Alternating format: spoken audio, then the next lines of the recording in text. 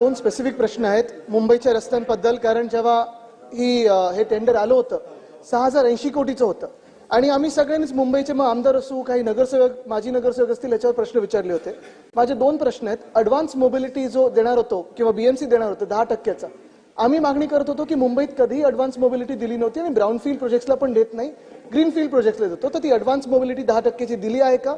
आणि दुसरं म्हणजे 6080 कोटी जर आपण पाहिलं पूर्ण टेंडर तर ते बीएमसीच्या एस्टिमेट कॉस्टपेक्षा काही 4%, काही 5%, काही 60% जास्ती होतं.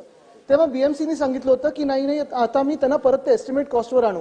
त्याच्यात नक्की जर टेंडर प्रोसेसमध्ये कोणी एस्टिमेटच्या पुढे गेलं असेल तर ते कुठच्या मुद्द्यावर पुढे गेले होते आणि त्यांना पुन्हा एकदा त्या एस्टिमेट कॉस्टवर आणलं आहे की रिवाइज कॉस्टवर ठेवलेला आहे? हा माझा स्पेसिफिक प्रश्न मंत्री महोदयांना आहे.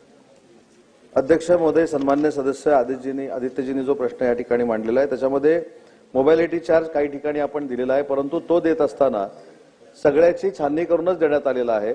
आणि म्हणून मगाशी सांगितलं की मगाशी जो मुद्दा मांडण्यात आला होता की याच्यामध्ये लायबिलिटी पिरियड किंवा ह्या सगळ्या गोष्टी ज्या आहेत त्याचे देखील त्याच्यामध्ये सगळं इन्क्लूड केलेलं आहे.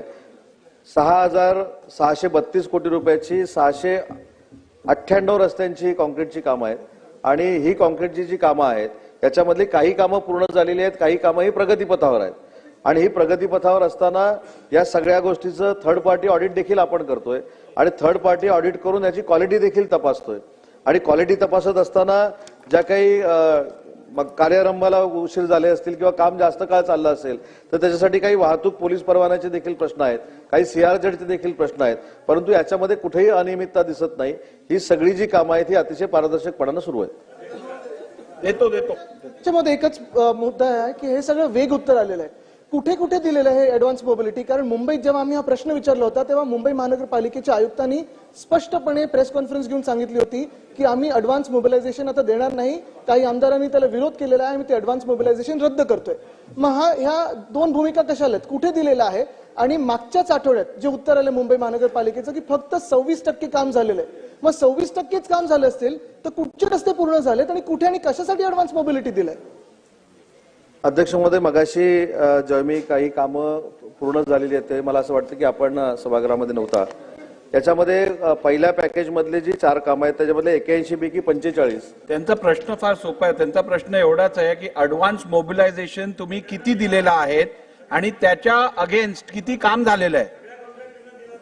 नाही, याच्यामध्ये सांगतो नाही, याच्यामध्ये जो दिला गेला त्याच्यासाठी काही रूल्स अँड रेग्युलेशन्स फॉलो केले गेलेले आहेत.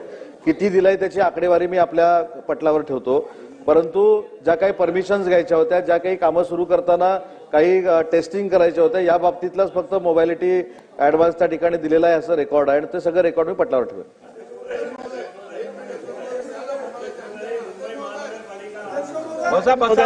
महापालिकेची